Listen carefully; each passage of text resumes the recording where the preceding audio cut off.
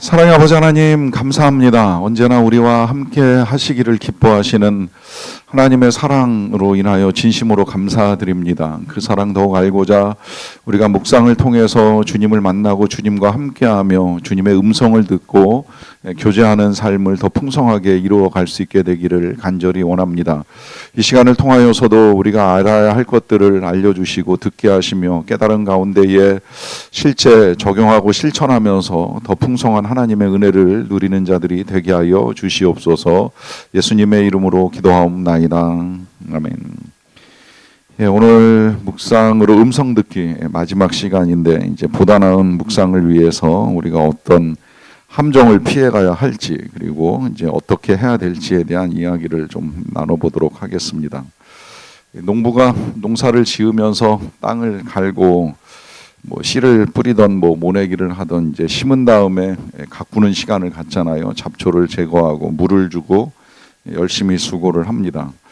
그런데 만약에 이제 추수 때가 임박한 즈음에 이 농토를 두고 떠나야 되는 일이 발생했다. 예를 들어 전쟁이 난다거나 농토를 빼앗긴다거나 하는 이제 이런 일이 생기게 되면 굉장히 고통스럽죠. 열심히 수고한 거를 거두지 못하는 아픔이 있게 되는데 묵상도 그럴 수 있다라는 생각이 들어요. 이제 오늘 특별히 적용 부분을 좀 더 집중적으로 이제 다루게 될 터인데 묵상이라고 하는 것이 이제 실제 우리의 삶에서 적용하는 것까지 나아가야 하는데 이 적용 부분을 놓치게 되면 열심히 이제 성경 보고 관찰하고 해석하고 하는 것까지 잘 해왔는데 마지막 열매를 거두지 못하는 일이 있을 수 있다라고 하는 것입니다. 그런 의미에서 이 적용만 이제 따로 떼서 놓고 정의를 하자고 하면 이 관찰이든 해석이든 묵상 자체가 내가 말씀을 가지고 이제 하나님을 만나는 시간이라고 한다면 적용은 이제 역으로 말씀이 나를 가지고 이제 하나님을 경험하게 하는 시간이 되는 거예요. 그러니까 묵상 전체를 그렇게 이해하셔도 틀리진 않을 것 같아요. 묵상이 내가 말씀을 가지고 뭘 하는 것 같은 시간처럼 시작이 되지만 시간이 지나면 오히려 말씀이 이제 나를 가지고 하나님의 풍성한 은혜를 경험하게 해주는 시간이 된다고 말씀을 드립니다. 그렇게 하기 위해서 이제 먼저 피해야 될 이제 묵상의 함정들 몇 가지로 보는데 제일 첫 번째로는 이제 묵상을 하지 못하게 되는 경우들이 여러 가지가 있어요. 첫 번째로는 이제 영적으로 이제 교만할 때입니다. 이때 교만하다라고 하는 이 표현을 성경에서는 이제 선줄로 생각한다라고 이제 표현을 하고 있는데 선줄로 생각하는 그 생각이 어디에서 오는 거예요? 나 충분하다, 알 만큼 안다, 할 만큼 했다 이제 이런 생각을 하는 거죠. 괜찮다.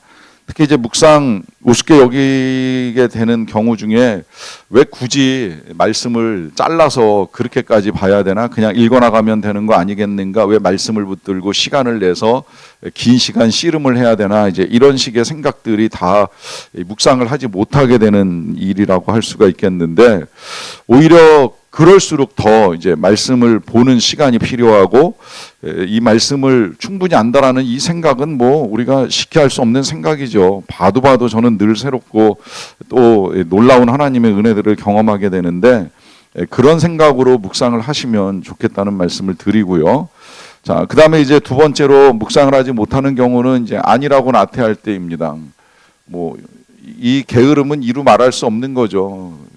거기 게으른 사람은 손을 그릇에 넣고도 음식을 입에 올리기 괴로워하고 또 이 게으른 자는 사리에 맞게 대답하는 사람 7보다 자기를 지혜롭게 여기는데 그러니까 두 가지 형태의 게으름이 열거되어 있어요. 하나는 뭘 하기 귀찮아하는 경우이고 아니면 난 충분히 지혜롭기 때문에 뭘 더 얻거나 배우거나 깨닫거나 듣거나 할 이유가 없다라고 생각하는 이 모든 나태가 결국은 묵상을 하지 못하게 만든다라고 하는 것입니다. 특히 이 게으름 이제 이야기를 하다 보면 이제 혼란에 빠지는 분들이 종종 있어요. 왜냐하면 정말 너무 피곤해서 아침에 시간을 내기가 이제 어려운 경우가 있는데 그 피곤함이 어디에서 왔는지 조금 분석을 해보는 것도 도움이 될 것 같아요. 이 피곤함이라고 하는 게 정말 하루의 일과가 너무 빽빽하게 돌아가서 도저히 시간을 낼래야 낼 수 없는 사람이 있는가 하면 실상은 안 봐도 되는 거 보고 하지 않아도 되는 거 하느라고 이 많은 시간들이 낭비될 수 있거든요. 그래서 확인을 해보셔야 돼요. 나의 시간이 무엇에 의해서 쫓기는가. 그 쫓기는 것이 4번 이야기를 하는 거예요. 계획 없이 바쁠 때. 그러니까 사람의 바쁨이라고 하는 것도 이 여러 가지 이유가 있을 수 있는데 정말 무엇에 의해서 내 시간이 사용되어지고 있는가 하는 이것 때문에 그 제가 샘지기 훈련을 할 때, 예비 샘지기 훈련을 할 때는 이 시간에 관한 거를 같이 다루면서 꼭 다루는 질문 하나가 있잖아요. 우리가 중요하고 급한 일, 그 다음에 중요하고 안 급한 일, 그 다음에 안 급하고 중요한 안 급하고 안 중요하고 급한 일이 있고요. 그 다음에 안 급하고 안 중요한 일이 있을 때 어느 거 먼저 해야 되느냐라고 하는 질문 드립니다. 그러면 여러분 뭘 제일 먼저 해야 된다고 생각해요? 이 네 가지 가운데 제일 먼저 해야 되는 일이 뭐예요? 배우신 분들은 아실 거예요. 중요하고 안 급한 일 먼저 하셔야 돼요. 일반적으로 생각할 때 중요하고 급한 게 제일 우선이 아니겠는가 이제 이렇게 생각할 수 있는데 아닙니다. 중요하고 안 급한 일부터 하셔야 돼요. 이 중요하고 안 급한 일이 뭐예요? 그게 묵상이에요. 그게 기도예요. 그게 운동이고 그 다음에 가족들과 시간을 보내는 거예요. 이거 중요한 건 다 설명 안 해도 아시죠? 근데 급하지는 않아요. 왜? 한 번쯤 건너뛴다고, 두 번쯤 안 한다고, 세 번쯤 쉰다고 문제가 당장 발생하지는 않아요. 그런데 시간이 지나면 묵상 없이 기도 없이 운동 안 하고 시간이 쌓이면 언제 질병이 걸리는지 모르고 내 영혼이 언제 망가졌는지도 모르고 가족이 언제 파탄 났는지 모르는 때가 오게 된다는 겁니다. 근데 문제는 뭐냐면 이거 안 급해요. 왜? 당장 안 해도 되는 거니까 이거 하루쯤 건너뛸 수 있다고 생각을 해요. 이걸 그래서 먼저 배치하지 않으면, 먼저 계획하지 않으면 할 수 없다는 거예요. 그래서 오죽하면 이 성공하는 사람들의 7가지 습관을 썼던 이 프랭클린 박사가 다시 소중한 것을 먼저 하라고 할 때 거기서 아예 이렇게 가르쳐 주잖아요. 박스 안에 공을 넣습니다. 볼링공 넣고 야구공 넣고 탁구공 넣는데 어느 거 먼저 넣어야 여기 이 상자 뚜껑을 덮을 수 있을까요? 라는 이야기를 할 때 이게 그냥 대충 넣으면 다 들어갈 것 같은데요. 실제 이제 보여주면서 가르쳐 주시는 영상이 있는데 이거 작은 거부터 공을 깔기 시작하면 절대 이 위에 볼링공 못 얹습니다. 근데 볼링공 넣고 나서 그 다음에 이제 야구공 넣고 야구공 넣은 다음에 탁구공 넣으면 다 들어가요. 묘하게도. 그러니까 이 우리의 시간이라고 하는 것이 하루의 시간 속에서 일단 중요한 것부터 먼저 배치를 해놓고 이 중요하고 안 급한 것부터 배치를 해놓고 그 다음에 이제 남는 시간에 중요하고 급한 일, 그 다음에 이제 안 중요하고 안 급한 일이 맨 마지막에 그거 안 해도 되는 거니까 뭐 지금 우리가 보는 그 수많은 영상들의 대부분은 안 봐도 되는 것들이니까 그거 안 넣어도 돼요. 그거 안 잡아 넣어도 전혀 상관이 없다는 이야기를 지금 하는 거예요. 그러니까 이 계획을 어떻게 세울 것이냐 하는 것부터 이제 우리 시간 활용의 지혜가 된다는 말씀을 드리고요. 자, 그 다음에 이제 세 번째로 건너뛴 이 문제는 이제 우상을 숭배할 때입니다. 자, 우상 숭배. 이게 이제 우리가 말씀을 묵상하는 것을 방해하는데 이 우상을 숭배한다라고 하는 이 말은 다른 것에 시간을 뺏기고 다른 것에 마음을 빼앗기는 것. 그래서 주일날 제가 전했던 설교를 가지고 표현하자면 마음이 나뉘는 거예요. 하나님도 사랑하지만 뭐 하나님 못지않게 더 사랑하는 것들이 있을 때에 묵상이 쉽지 않게 된다라고 하는 것입니다. 이 묵상이 정말 하나님을 만나는 너무나도 소중한 시간인데 그 시간을 빼앗기고 그 마음을 빼앗길 때 이제 묵상이 어려워진다는 말씀을 드리는 거고요. 그 다음에 이제 마지막 5번째로는 이제 영적 침체에 빠질 때. 뭐 여러 가지 이유가 있을 수 있어요. 어찌되었건 우리가 일상으로 해야 되는 이제 예배가 소홀해지고 모임에 빠지고 이제 하다 보면 또 기도 생활이 흐트러지다 보면 침체가 올 수밖에 없고 또 아니면 이제 외적으로 이제 큰 충격적인 일들을 겪으면서 침체가 올 수도 있는데 그 침체 상태에서 묵상을 한다라고 하는 것이 이제 절대 쉽지는 않다라고 하는 것이죠. 이제 이런 것들이 우리의 묵상을 방해하기 때문에 행여라도 내가 지금 묵상이 잘 안 되고 있다고 한다면 이 중에 이제 뭐에 걸려 있는 건가 하는 것을 생각하면서 다시 시작을 하시면 좋을 것 같아요. 자, 그 다음에 이제 말씀 묵상 자체가 주는 함정이 있을 수가 있는데, 자, 말씀 묵상 일단 잘해야 된다라고 하는 부담. 가끔 보면 묵상을 실제로 잘하시는 분들이 계세요. 그래서 이제 그 묵상한 거를 뭐 나눠주기도 하고 또 이제 묵상 모임을 하면 나눔 모임을 하면서 그 나눔에서 이제 묵상한 걸 가지고 이제 이끌어 주시는 분들이 계시는데 뭐 굉장히 귀한 일이고 좋은 일이에요. 그런 분들에 의해서 도움도 받고 도전도 받고 하면 전 굉장히 좋은 일이라고 생각을 합니다. 하지만 그런 분들과의 이제 시간이나 이제 우리가 보는 이 묵상의 결과들 때문에 이 우리가 거꾸로 나는 왜 이렇게 묵상이 안 되지? 나는 이렇게 묵상을 못 하지? 이런 좌절과 절망에 빠질 필요가 없다라고 하는 거예요. 여러분 명확하게 묵상을 잘하는 기준은 도대체 뭡니까? 장황하게 써 있는 내용이 많다고 묵상을 잘하는 걸까요? 그건 아니잖아요. 그러니까 이 묵상을 잘하고 잘못하고의 기준은 없는 거예요. 그냥 각자 주시는 대로 받은 대로 할 수만 있으면 되는 거예요. 그러니까 꼭 잘해야 된다라고 하는 부담을 가질 필요가 없다는 말씀을 드리는 것입니다. 뭐 특히 이제 여기서 제가 그런 묵상은 하나님의 음성을 듣는 거다. 그래서 묵상으로 음성 듣기라는 타이틀을 가지고 이제 오늘까지 우리가 4번의 강의를 진행하는데 잘 안 들려요. 못 듣겠어요. 괜찮아요. 그래도 성경을 보세요. 보다 보면 보이고 보다 보면 들리는 것이지 꼭 잘해야 된다 이런 부담을 가지고 묵상을 하시지 마시라고 말씀을 드리는 겁니다. 자, 그 다음에 이제 두 번째로 묵상을 하다가 중단하면 아니함만 못하다라고 하는 생각을 가지실 수 있는데 중단 괜찮아요. 제가 묵상을 오래 했다는 말씀을 드리기는 했습니다만 저도 중간중간에 공백이 적지 않았어요. 이제 나중에 이제 신학교 들어가면서 이제 좀 자리를 잡아가지고 이제 꾸준히 하는 습관이 잡히긴 했지만 그때까지 한 20년 가까이는 저도 굉장히 이제 오락가락 하면서 했던 적도 있고 안 했던 적도 있고 했었는데 중요한 건 다시 시작하는 거예요. 오히려 시작을 포기하는 거. 중단했던 묵상을 다시 시작하는 거를 포기하는 게 문제이지 언제든 다시 시작할 수 있고 몇 번이라도 다시 시작할 수 있다라고 하는 마음을 가지고 또 시작을 하시면 됩니다. 그 다음에 이제 세 번째, 묵상을 하면서 묵상을 하기는 하는데 이 적용이 어렵다. 적용을 좀 멋지게 하고 싶은데 잘 안 된다라고 하는 생각을 가질 수도 있는데요.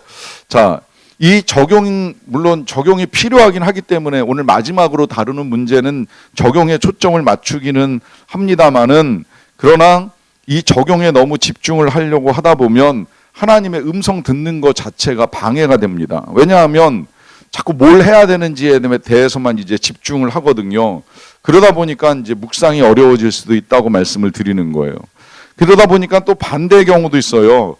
반대의 경우로 깨달음이 중요하다. 묵상을 하면서 내가 오늘 뭘 깨달았는지 거기에 초점을 맞추면 되지 않겠는가라고 하는데 이 깨달음이라는 게 결국은 해석이잖아요. 우리 각자가 말씀을 가지고 들은 바 해석이 될 수가 있는데 이 해석은 적용까지 가기는 가야 돼요. 근데 이제 아까 이따가도 말씀을 드리겠습니다만은 이 적용 매일 반드시 하기는 쉽지 않아요. 저도 해보니까 그렇더라고요.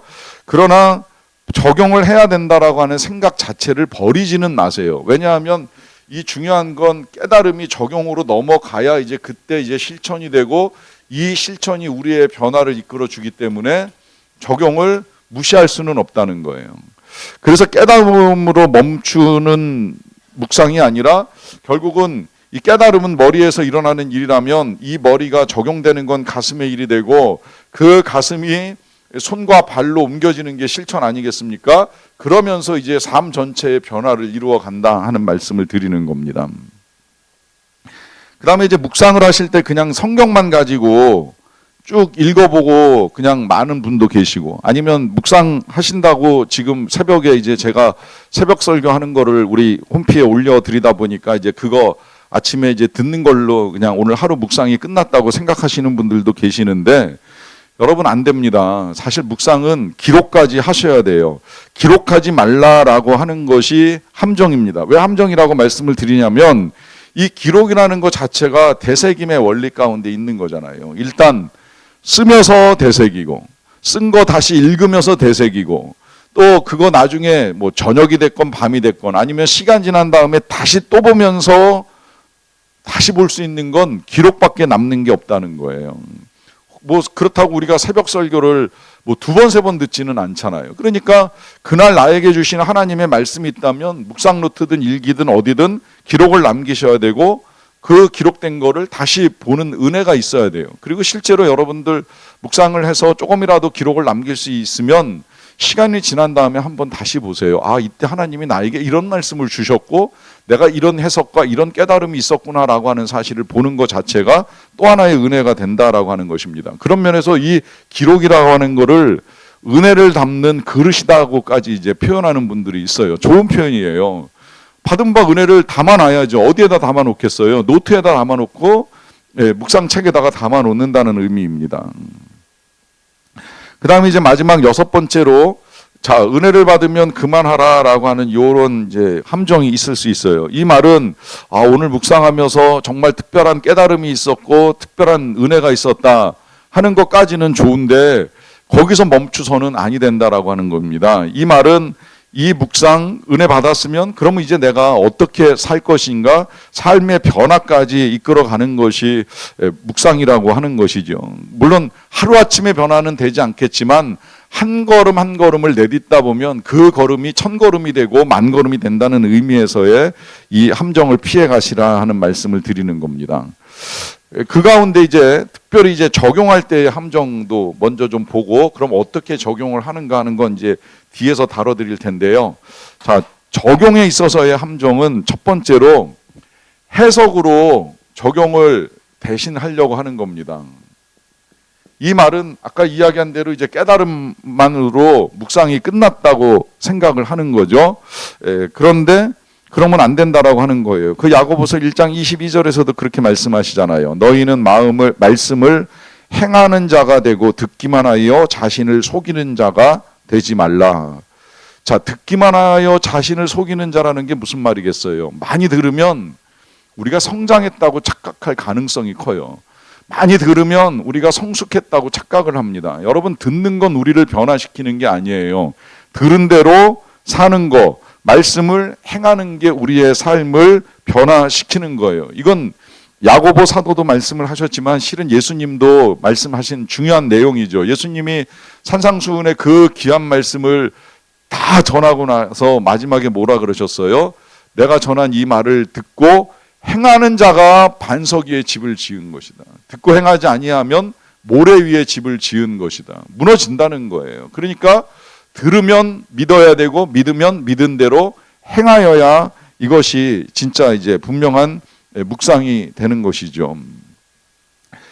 이게 이제 우리가 피해야 될 함정이고요. 자, 그 다음에 이제 두 번째, 거칠애의 순종으로 참된 삶의 변화를 대체하려고 하지 말라 하는 겁니다. 자, 거칠애 가지고 참된 삶의 변화를 대체하지 말라라고 하는 이야기입니다.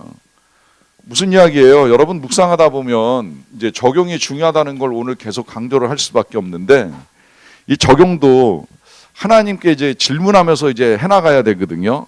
근데 이제 하다 보면 때로 하나님이 이제 적용하기 힘든 것 같은 마음을 주실 때가 있어요.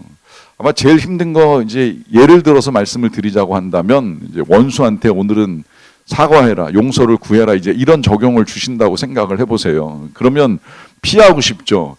자, 여기에 이제 우리는 적용을 할 때 이 적용하기가 쉬운 것이 있고 어려운 것이 있습니다. 힘든 것이 있을 수 있죠. 자, 이거는 순종합니다. 자, 이것은 불순종합니다. 그게 쌓여 나가면 우리의 묵상이 거칠애가 되고 신앙생활이 형식과 위선이 될 가능성이 많다는 거예요. 이게 이런 삶이 반복되면 변화가 불가합니다. 그러니까 이런 경우에 이제 정말 그런 적용에 관한 메시지가 하나님께로부터 온다고 한다면 씨름을 할 수밖에 없는 거예요. 자, 그 씨름 어떻게 하는지 이제 오늘 적용해 와서 또 말씀드릴게요. 자, 일단 함정을 피해 가자고 말씀을 드리는 겁니다. 자, 그다음에 이제 세 번째로는 자기 합리화로 회개를 대체하려고 하지 마세요. 무슨 이야기예요? 회개는 삶의 변화를 이루어가는 거 아니겠습니까? 그냥 잘못했습니다, 용서해 주세요, 다시는 안 그럴게요가 아니잖아요. 회개라는 것 자체가 돌이키고 개선하는 게 회개인데, 그러려면 합리화를 가지고는 해결이 안 되는 문제예요. 이게 이제 합리화를 가지고 이야기를 하다 보니까 뭐 이게 이 진화론 쪽에서는 그렇게 이야기하더라고요. 이게 수렵 채집 시대에 우리의 몸에 밴 거라서 바꿀 수가 없다. 그래서 뭐 사람들 앞에 서는 것도 힘들고 공부하는 것도 싫고 하여튼 못하는 이유가 한 51가지는 나오더라고요. 그건 진화론에서 그렇게 이야기한다고 하면 교회를 다니는 사람들 중에도 이런 합리화를 제가 들어본 적이 있어요. 하나님께서 나를 그렇게 만드셔서 어쩔 수가 없어요. 맞는 말일까요? 하나님이 그렇게 만드셨을까요? 하나님은 우리를 그렇게 악하게 만들지 않으셨어요. 하나님은 선하게 만드셨고 행여 죄로 인해서 악해진 부분이 있다면 다시 예수 그리스도와 함께 새로운 피조물이 되게 하셨어요. 그래서 어쩔 수가 없는 것이 아니라 바꿔갈 수 있는 거예요. 얼마든지 바꿀 수 있어요. 그런데 이걸 합리화시키기 시작하면 변화가 안 일어난다는 이야기를 하는 거예요. 그럼 이걸 어떻게 바꿔가느냐? 이제 그걸 이따가 적용해서 다시 말씀을 드리겠습니다. 어찌되었건 나 스스로 그렇게 태어났으니까, 그렇게 만들어졌으니까 그럴 수밖에 없다라고 하는 이 합리화는 회개를 대처하는 것이 될 수가 없다라고 하는 것입니다. 자, 그 다음에 이제 네 번째로 감정적인 경험으로 의지적인 결단을 대체할 수 없다는 것입니다. 자, 이 말은 묵상을 하다 보면 특별하게 하나님의 은혜를 경험하는 순간이 올 수 있어요. 그 은혜라고 하는 것이 어떤 때는 정말 생각지 못한 기쁨이 될 수도 있고, 아니면 그 은혜에 감격하는 눈물이 될 수도 있고, 저는 이거 굉장히 좋다고 생각을 해요. 잘못된 거 아니에요. 묵상하다가 정말 하나님이 부어주시는 은혜로 말미암는 기쁨이 있던, 아니면 은혜로 말미암는 눈물이 있던 너무너무 좋은 일이라고 생각을 해요. 그런데 그것이 이제 이 결단과 적용으로 변화가 이루어지지 아니하면, 자칫 잘못하면 김 빠진 감정의 유의로 끝날 수 있다라고 하는 거예요. 그런 면에서 여러분들이 그런 감격과 기쁨을 얻게 될 때에 이후에 내가 어떻게 할 것인가 하는 것까지 우리가 이제 고민을 하셔야 된다고 말씀을 드리는 겁니다. 자, 그러면 이제 어떻게 적용을 할 것인가 하는 문제를 가지고 이제 이야기를 좀 해보겠습니다. 자, 첫 번째로는 적용에 필요한 질문들, 여러 가지 질문이 있는데, 일단 여기 이 질문들은 정리를 하시고, 뭐 매일같이 9개의 질문을 하시라고 말씀을 드리지는 않아요. 다만 이제 우리가 이런저런 질문들을 할 수 있다라고 하는 사실을 여러분들이 이해하고 적용을 하시면 좋을 것 같은데요. 제일 첫 번째로는 내가 따라야 될 모범이 있는가라고 하는 질문입니다. 자, 이 모범 같은 경우에는 뭐 예를 들면 성경에 이제 기도하는 사람들의 기도 같은 것들이 보이잖아요. 기도하는 자세가 보일 수도 있고, 기도하는 내용이 보일 수도 있는데, 따라야 할 내용이라고 하면 그렇게 따라서 기도를 하세요. 아무 문제 되지 않아요. 만약에 그 자세, 뭐 예를 들면 한나는 미쳤다는 소리를 들을 때까지 기도했잖아요. 그거 그대로 배워서 나도 한번 정말 미치도록 기도를 해보겠다. 아니면 느헤미야 같은 경우에는 왕을 만나는 자리에서 잠깐 왜 요즘 말하면 화살 기도처럼 하나님 앞에 기도하고 왕하고 대화하잖아요. 이런 기도, 오늘은 그걸 배워야 되겠다. 오늘은 하루 종일 내가 화살 기도를 좀 해봐야 되겠다. 사람들 만나면서 잠깐 기도하는 걸 좀 한번 연습해 봐야 되겠다. 이제 이런 식으로 내가 따라야 될 모범이 있는가 하는 사실을 찾아보시는 것도 적용에 도움이 된다라고 하는 것이고요. 그 다음에 이제 두 번째로는 내가 피해야 될 죄가 있는가, 혹시라도 실제로 보이는 죄가 있다 그러면 회개까지 이제 나가면 이제 더 도움이 많이 된다라고 하는 말씀을 드리는 거고요. 자, 그 다음에 이제 세 번째로는 내가 붙잡아야 될 약속이 있는가라고 하는 것인데, 이 약속은 반드시 하나님의 성품과 인격에 기인합니다. 그러니까 꼭 어떤 약속이 명확하지 않더라도 여러분들이 묵상하시는 본문 속에서 하나님이 어떤 분이신가라고 하는 사실이 분명하게 알게 된다면 그 약속을 붙드시라라고 하는 말씀 드리는 것이고요. 특별히 성경을 읽어 나가다 보면 이제 실제로 약속을 받는 사람들이 있잖아요. 예를 들면 아브라함이 처음에 이제 본토 친척 아버지 집을 떠날 때 하시는 약속, 내가 네가 복이 될지라라고 하는 이런 약속들 해주시잖아요. 그대로 받으셔도 아무 문제 없어요. 그냥 그대로 받아들이시면 되는 거예요. 모세하고 하나님이 모세를 보내실 때에 하셨던 그런 약속들 다 내가 붙잡아야 될 약속이라고 믿고 받아들이셔도 아무 문제가 없다고 말씀을 드리는 겁니다. 자, 그 다음에 이제 네 번째로는 내가 드려야 될 기도가 있는가? 오늘 본문을 보면서 특별히 나는 어떤 기도를 드려야 하는가?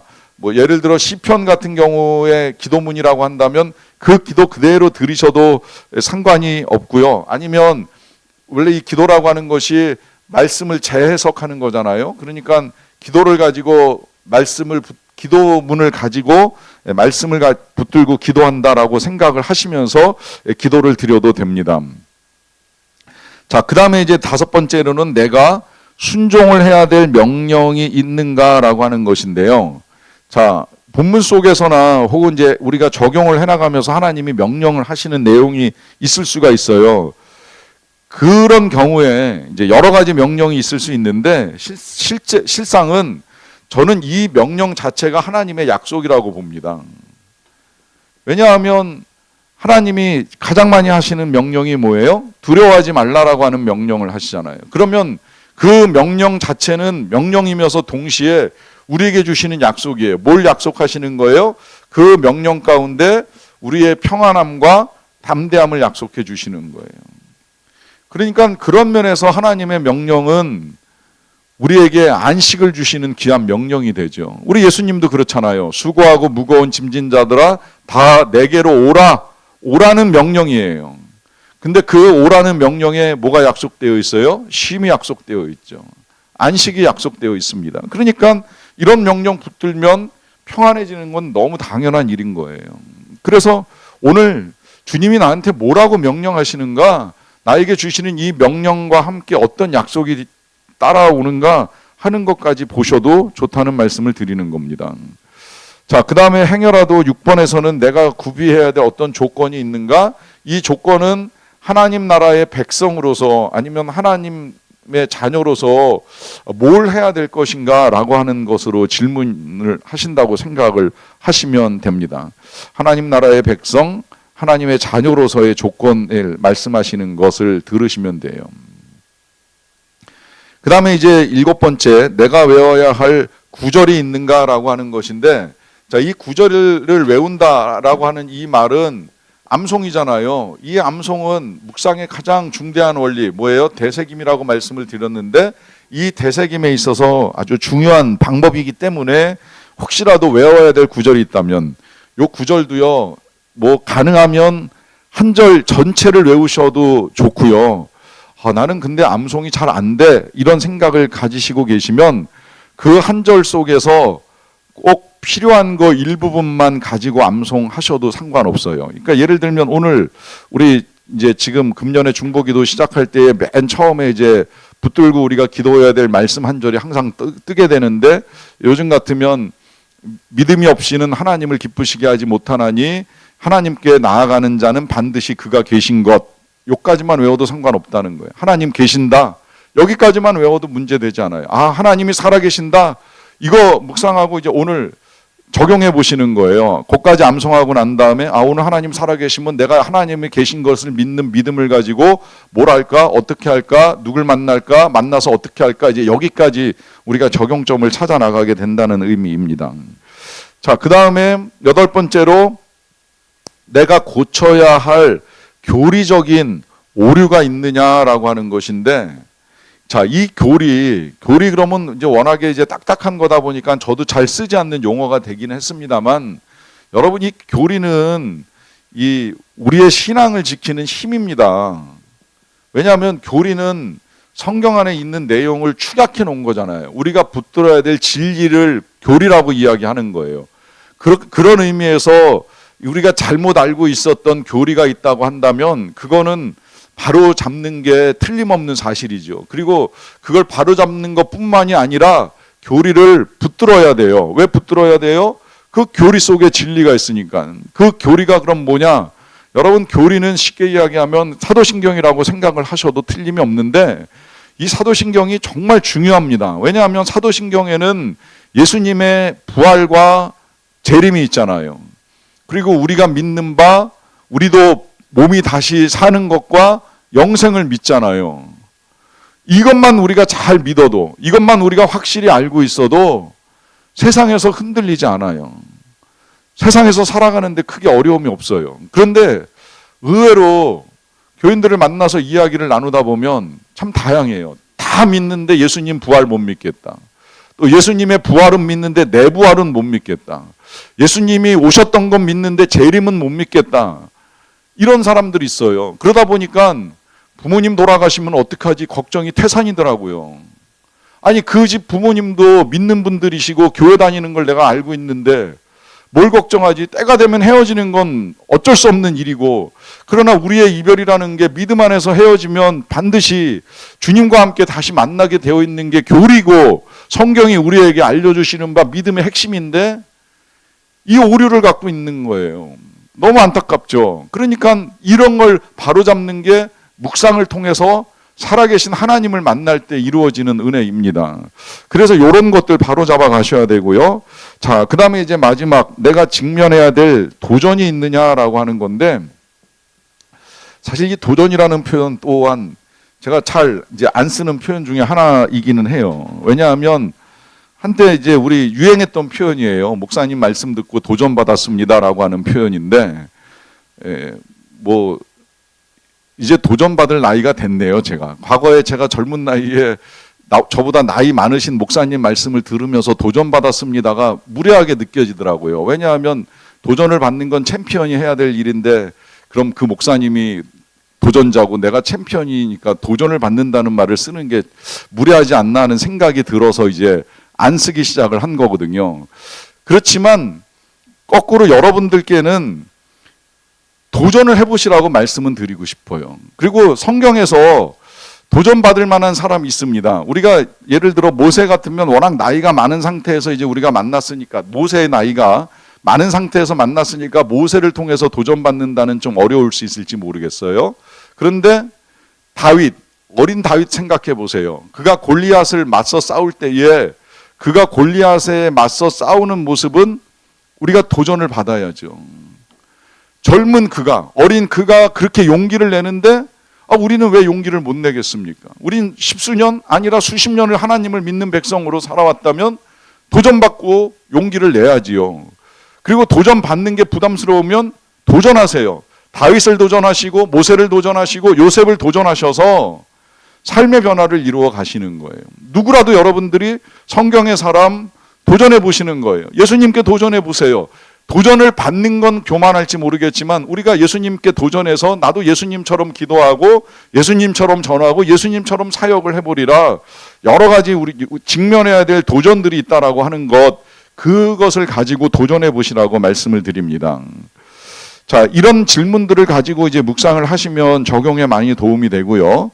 자, 그다음에 이제 마지막으로 이제 올바른 적용을 위해서 이제 해야 될 것들 몇 가지 또 정리를 해보겠습니다. 자, 제일 첫 번째로 하셔야 될 건 뭐냐면 적용에 이르기 전까지 말씀에 집중을 하셔야 됩니다.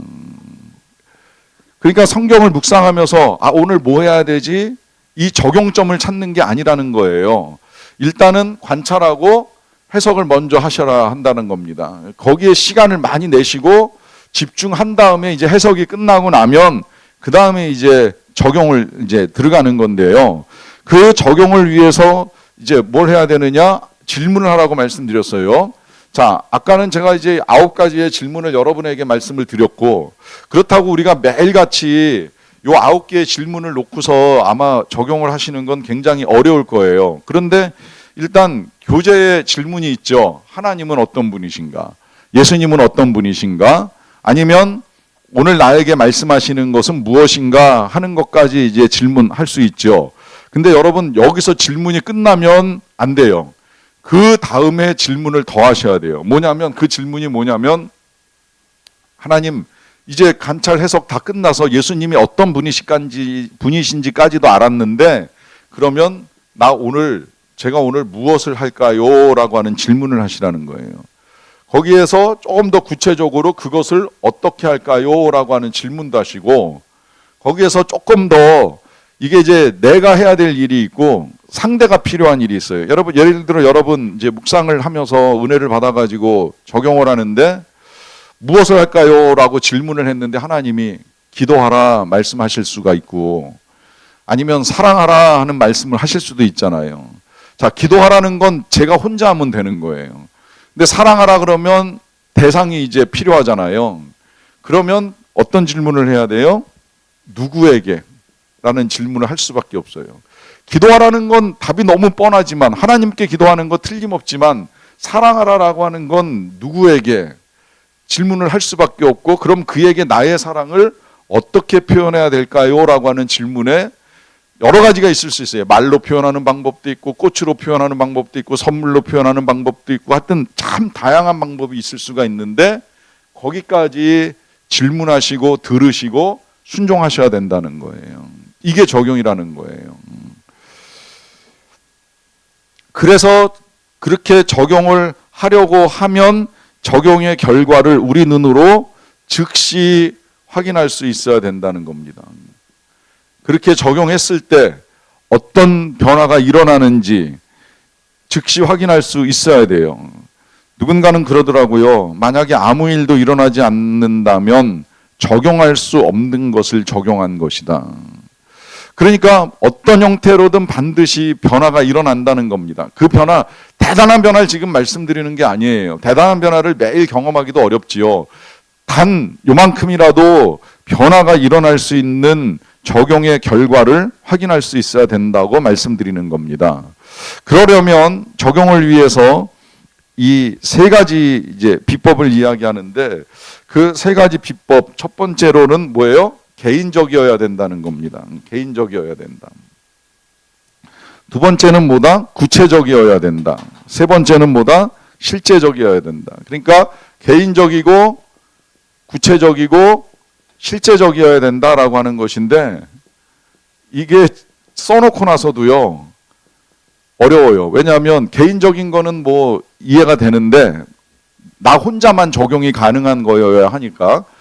근데 구체적이고 실제적이라는 표현 자체가 이제 또 추상적이다 보니까 이거 어떻게 해야 되는지에 대해서 이제 혼란을 야기합니다. 그래서 제가 이거를 묶어가지고 이제 쓰는 표현이 하나가 있죠. 뭐예요? 개수화시키라라고 하는 말씀을 드립니다. 개수화시키라는 건 뭐예요? 숫자로 표현해서 적용하시라 말씀을 드리는 겁니다. 자, 이게 어떻게 하는 것인지 예를 들어 말씀을 드릴게요. 자, 묵상을 하고 나서 이제 은혜를 받았어요. 아, 주님이 나와 함께 하시기를 원하시는구나. 자, 그럼 이제 주님과 함께 하기 위해서 이걸 어떻게 적용을 해야 되느냐라고 했을 때 내일부터 묵상을 열심히 해야 되겠다. 적용 맞아요? 틀려요? 아니라는 거예요. 뭐 내일부터 기도 시간을 늘려야 되겠다? 안 됩니다. 그렇게 적용하면 안 됩니다. 내일부터 성경을 많이 보겠습니다. 라고 하는 적용도 안 돼요. 그게 지금 다 구체적이지 않고 실제적이지 않은 거예요. 이걸 구체적이고 실제적으로 하려고 하면 개수화시켜야 돼요. 숫자로 표현을 해야 돼요. 기도를 열심히 하겠습니다는 어떻게 해야 되느냐? 몇 분 이상 내지는 몇 번 이상. 이걸 뭐 일주일에 3번이든 하루에 3번이든 아니면 하루에 5분 이상이든 10분 이상이든 반드시 숫자로. 묵상을 열심히 하겠습니다. 아니에요. 묵상을 일주일에 3번이든 4번이든 5번이든 숫자로 표시하세요. 성경 읽는 거 열심히 성경을 보겠습니다 하지 마세요. 하루에 몇 장 볼 건지 명확하게 2장이면 2장, 1장도 괜찮아요. 뭐 10장이면 10장 그것도 괜찮아요. 어떤 형태로든 숫자화 시켜야 돼요. 제가 이 숫자화 때문에 최근에 놀란 적용이 하나 있었어요. 우리 같이 훈련받는 분들 중에 이 적용을 이렇게 이제 나누다 보니까 그분은 뭐 이거 배우기도 전에 그렇게 표현하시더라고. 지금까지 기도문을 이 PC로 이 컴퓨터에다가 썼대요. 그래서 이제 쓰던 중에 기도를 더 해야 되겠다는 생각이 들어가지고 어떤 마음을 가지셨냐면 12포인트로 한 페이지 쓰던 거를 10포인트로 한 페이지를 쓰는 걸로 했다는 거예요. 그래서 제가 여지껏 본 중에 가장 좀 신선한 적용을 봤어요. 자, 포인트가 12에서 10으로 되면 쳐보신 분들은 아시지만 한 페이지 넣는 거 이거 뭐 실제로 그분이 나중에 얘기하더라고요. 20분 걸리던 거 30분 걸립니다. 그럴 수밖에 없지요. 포인트가 작아졌으니까. 근데 명백한 거예요. 글자의 크기를 줄인다고 하는 명백한 개수화가 되니까 얼만큼 해야 되는지가 분명해지는 거죠. 그러니까 여러분 적용할 때는 두리뭉실하게 하시면 안 돼요. 가능하면 하여튼 숫자화 시켜야 돼요. 뭐 예를 들어서 전도를 열심히 해야 되겠다, 안 돼요. 적어도 오늘 한 명한테 전도지를 전해주겠다, 뭐 2명한테 전해주겠다, 어떤 형태로든 숫자로 표현하는 훈련을 해보세요. 그럴 때에 적용이 되고 적용이 실천이 되면서 변화가 일어나기 시작을 하는 겁니다.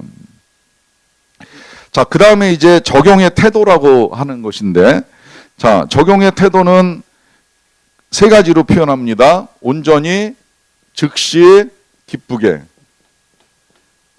자, 이 말은 무슨 이야기예요? 온전히 한다라고 하는 건 부분적이지 않다는 거예요. 그러니까 일부는 적용하고 일부는 적용하지 않는다 하는 건 순종이 아니에요. 부분적 순종은 순종이 아닙니다. 특히나 이 순종이 중요한 거는 삶을 바꾸는 건 순종에서 오는 것이지 들음에서 오는 것이 아니라고 하는 거예요. 그리고 거꾸로 또 순종을 해나가 하다 보면 듣기가 자연스럽게 발전이 됩니다. 왜냐하면 순종하는 자에게 주님이 말씀하시는 내용들이 점점 확대가 되거든요. 점점 더 깊어지기도 하고요. 그러니까 온전한 순종이 필요하고, 즉시라고 하는 이 말은 나중에 천천히 하겠다라고 하는 것 아닙니다. 가능하면 당일에 할 수 있는 적용을 찾는 게 그래서 제일 좋고요. 물론 근데 모든 걸 다 당일에 적용을 할 수는 없어요. 예를 들면 아까 우리 적용 개수화 시킬 때 일주일에 3번 묵상을 해야 되겠다라고 하는 것이 만약에 오늘의 적용점이라고 한다면 일주일이 걸릴 수밖에 없는 거죠. 그럴 수는 있다고 말씀을 드리는 거예요. 어찌되었건 가능하면 나중에 할 걸 가지고 뭐 이 다음에 나의 삶을 헌신하겠습니다, 이런 식의 적용은 안 된다는 말씀을 드리는 겁니다. 그 다음에 이제 마지막, 이 기쁘게 한다라고 하는 거는 마지못해 하는 것이 아니라는 걸 이제 의미하는 것이죠. 좀 힘들더라도 하나님이 말씀을 주셨을 때 바로 하겠다라고 하는 것, 즉시 하겠다라고 하는 것. 여러분, 우리가 지난주에 말씀을 묵상하고 나서 나누는 시간을 가졌잖아요. 저는 굉장히 은혜로운 시간이었어요. 오죽하면 특별히 오전에 나눈 게 풍성해서 오후에 사람들한테도 이제 격려를 했어요. 우리 오전에 나눠보니까 너무 좋았고 너무 풍성해서 저녁에도 좀 한번 그렇게 나눴으면 좋겠다 하니까 한 서너 분이 나눠주셨는데, 여러분 이 묵상을 나눌 때 생각을 해보세요. 자, 그날 우리가 지난주 수요일에 그 시간에 지금 묵상을 하고 묵상 끝나자마자 나눴잖아요. 나누니까 얼마나 따끈따끈하고 풍성한 은혜가 있습니까? 근데 이 은혜가 오후가 되고 다음 날이 되면 똑같을까요? 달라지죠. 그러니까 이 은혜라고 하는 것이 시간이 지나면 온도도 내려가고요, 양도 줄어듭니다. 무슨 이야기예요? 즉시하지 아니하면 그만큼 은혜는 경감된다는 말씀을 드리는 거예요. 그런 의미에서 진짜 나눔을 오전에 할 수 있다면, 오늘 새벽에 묵상하고 오전에 나눈다 이러면 굉장히 좋은 건데 이게 이제 잘 안 되잖아요. 그러니까 뭐 일주일에 한 번이라도 이제 나누는 모임을 통해서 나누기도 하고, 아니면 그냥 우리가 이제 톡방을 통해서 이렇게 나누기도 하는데, 어찌되었건 즉시 나누는 거, 즉시 실천하는 거, 즉시 적용하는 건 그만큼 풍성하다는 거예요. 그만큼 따뜻하고 뜨거울 수 있다는 거예요. 그러니까 나중에 미뤄서는 아니 된다는 말씀을 드립니다. 자, 문제는 이제 그렇게 나누고도 싶고 그렇게 적용도 하고 싶고 그렇게 살고도 싶은데 생각보다 안 돼요. 그래서 마지막 6번째 뭐로 마무리하는 거예요? 마지막 6번째는 기도로 마무리할 수밖에 없어요. 왜 기도로 마무리합니까? 내가 못하거든요. 우린 연약하잖아요. 우린 부족하잖아요. 나의 힘으로 하려고 하면 힘들어요. 어떤 적용은 때로는 용기도 필요하고 결단도 필요하고 순종도 필요하고, 이게 다 내 힘으로 안 되는 것들이 있을 수 있다는 거예요. 그렇다고 포기하겠습니까? 아니죠. 하나님께 구하셔야 돼요. 힘달라고 구하셔야 돼요. 저는 이런 기도는 얼마든지 응답받는다고 확신합니다. 왜? 선한 역사를 위한 기도잖아요. 내가 하나님의 말씀을 듣고 그 말씀대로 살기 위해서 몸부림치면서 그 능력 달라고, 그 지혜 달라고, 그 사랑 달라고 기도하는데 하나님이 인색하시지 않다고 저는 확신을 합니다. 그래서 기도하는 거예요. 그래서 기도하면 하나님이 주시는 힘으로 적용해 나가는 거예요. 그렇게 적용을 하면 하나님이 나와 함께 하시다는 게 더 분명해지는 거죠. 그래서 우리는 이제 이 묵상을 적용하면서 더 풍성한 하나님의 은혜를 경험할 수 있게 됩니다. 자, 여기까지 이제 제가 여러분들과 묵상을 통해서 어떻게 하나님의 음성을 듣는가 하는 것을 나누었는데요. 뭐 마무리하면서 한 가지 결론적으로 이제 말씀을 드리자고 한다면 가장 중요한 건 저는 지속성이라고 생각해요. 잘 되든지 안 되든지 들리든지 안 들리든지 어찌되었건 이 성경을 놓고 내지는 교재를 열고 매일 조금씩이라도 하는 훈련을 해보세요. 조금씩이라도 기록하고 조금씩이라도 적용하는 훈련을 해나가 보세요. 처음엔 어려울 수도 있고 중간에 멈출 수도 있어요. 하지만 포기하지 않고 꾸준히 하시다 보면 여러분들이 매일 하나님과 함께하는 기쁨을 충만하게 누리실 수 있다고 확신을 합니다. 이 은혜 누리는 저와 여러분들 다 되시기를 간절히 축원합니다.